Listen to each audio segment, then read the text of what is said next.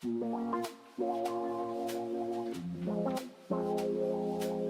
really pleased to introduce Lyndon, who many of you may have come across either face-to-face or virtually or through his book.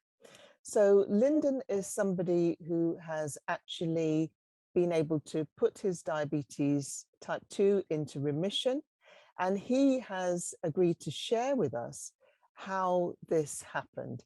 So Lyndon, I know it was a real shock for you when you were given the diagnosis of type 2 diabetes. And when was the first time you actually heard the word remission or reversal of type 2 diabetes?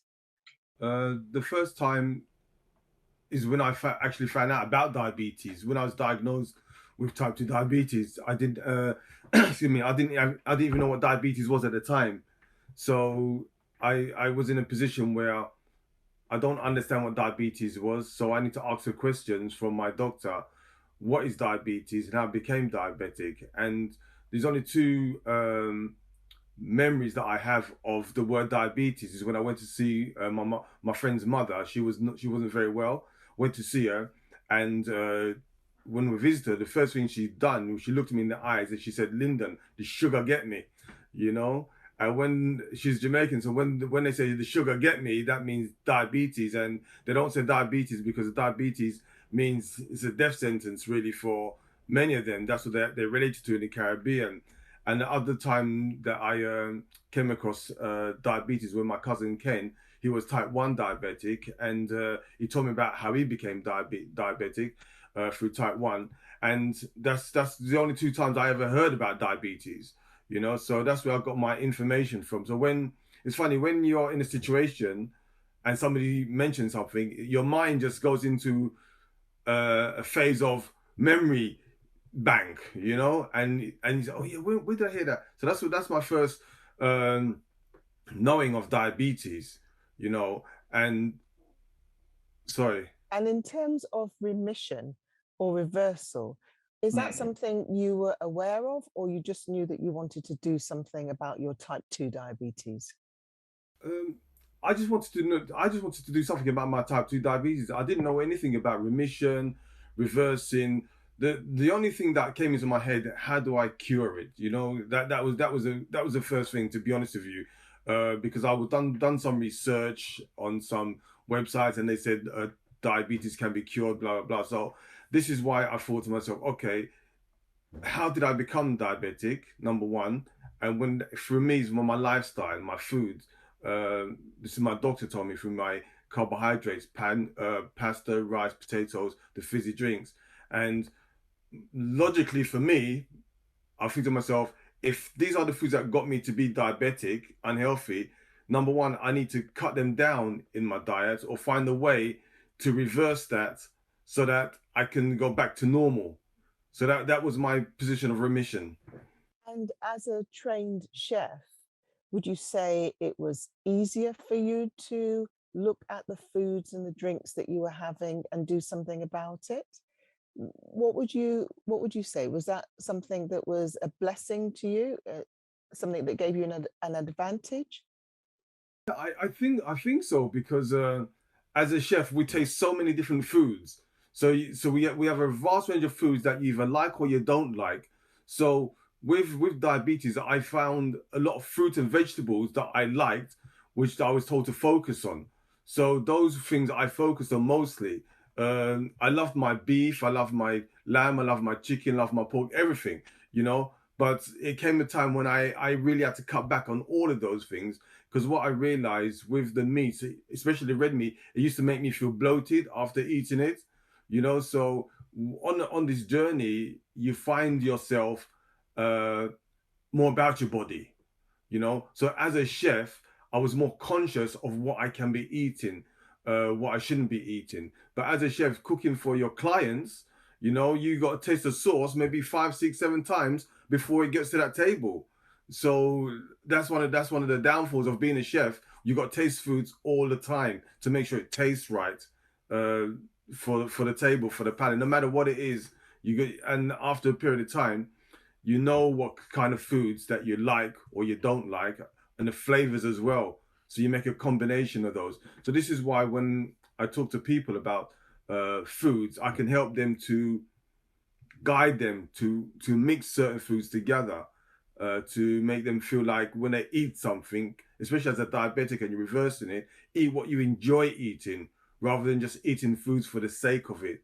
I'd rather eat the same vegetables 10 times in a row and enjoy it rather than eating 10 times different vegetables and not enjoying it. It doesn't make sense. It doesn't make sense. And for you, what were the things that helped you to keep you on that journey towards improving your type 2 diabetes? What kept me on that journey is when I was going through the process of reversing my type 2 diabetes, my palate changed. My taste for foods changed as I was going down a different route of different foods, trying different things, experimented. So as I liked more and more foods, I found foods that I like tomatoes, red onions, dark chocolate, peppers. These are some of the things that I never used to eat on a regular basis, you know. But now I found them that I know I can eat on a regular basis and still enjoy it. It doesn't really matter to me. So it's a matter of discipline, going along that journey of the foods that you choose to eat, you know. So that's the number one thing. Find a list of foods that you like to eat on that journey. That helps you definitely. So, two things. So, you find the list of foods that you enjoy eating, but Yes. where did you get your nutritional information from? Because how would you know? You know, some people might like jollof rice, some people might like rice and peas. And, you know, how would you know that that's not the thing that you want to carry on eating if you want to improve your type 2 diabetes and put it into remission or reversal? Well, I still love my jollof rice. I still like my rice and peas. You know, I slip when I go to my mother's house. You know, because she just piles it on and gives you everything. You know, but at the end of the day, it's a matter of discipline and control. For example, if you know what your HbA1c is, like mine was 92. Okay, in 25 days it went down to 77. After within that period of time, those 25 days, I may not have no rice and peas or jollof rice. But after those 25 days, my blood sugar's gone down. I can reward myself with a small portion of jollof rice or a small portion of rice and peas. There's nothing wrong with that, you know, because if you say, gosh, I'm reversing my diabetes within these 25 days, I'm still going to eat my jollof rice and my chicken and everything like that. You know, you're playing with your mind and your body, and it doesn't your spirit won't feel comfortable. And at the end of the month, when you get another blood test or when you go from there and your blood sugars are still the same, you're wondering why. So it's best to take a short period of time out of your life, yeah, to do something to reverse it and then reward yourself. Those really important things there that you've said, which I've heard and learnt from you, from what you've said there, that one of the spurs for you, one of the things that kept you going was seeing your HbA1c improve. So Yes. seeing your blood glucose improve, Good. Yeah. presumably feeling better as well. 100%. Yeah. So that was 100%. another thing that helped you. And also then making foods that you really love that you know might not help with your blood glucose, making them a treat rather than every day or 2 or 3 times a day. That's correct. Yeah.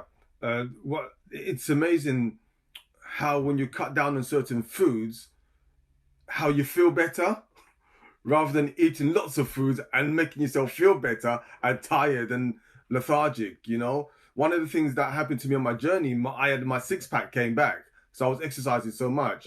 You know, and just to look in the mirror and just say, "Wow, that's how you was when you're back in your teens." It's like, you know, Joan, this is a man thing, you know, but you know, it's I suppose the equivalent for some women might be seeing your waist come back because Yeah. sometimes Okay. that waist gets a little bit lost. And Yeah. so seeing that waist comes back might be the same thing as the six Same pack. thing. But, Yeah. you Yeah. know, women have a six pack as well if they work on it. So, Yeah. Yeah.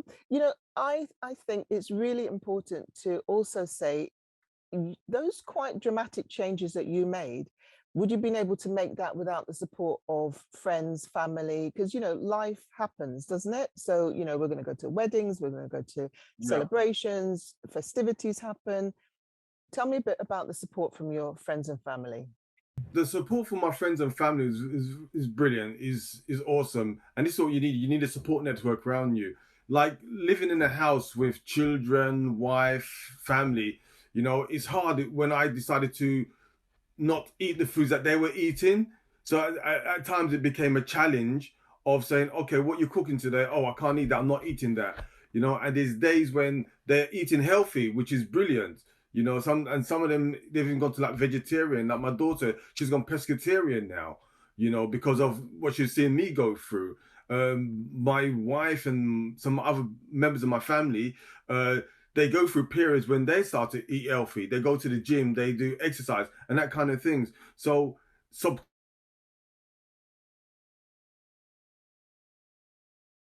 we should be doing the same thing as well. So what I was doing impacted my family and friends, because the response that I got was phenomenal. People saying, Linda, you look so well, you look so healthy, you look really good. And when you hear that, I'm trying to think, what was I like before? you know, you know. As a walking advert, then, I mean, one, you're sharing that with your friends and family, and I think impacting their life to make it healthier. What would you say is a tip that you can share with people who are on the webinar this evening? The main tip I would share with people on webinar is your mindset. Yeah. Number one, can I do it? Number two, what do I need to do? That's the first thing, and then you put an action plan in. Yeah. For me, I'm a goal setter. I've been in business before, so in business you set goals. Yeah. So when my HbA1c was 92 and it went down to 77, I thought to myself, okay, what's my next goal now? So from 77, my next goal was to get it down into the 50s. Yeah. But my next goal after 28 days, it went down to 60. You know, so I was a bit upset it went down to 60 because I wanted a 50. You know, but I was happy with that. You know, so another thing is know what your HbA1c is and set a goal for the next month, 2 months, 3 months of where you'd like it to be. And that's important, because if you don't know a goal, you're not aiming for nothing.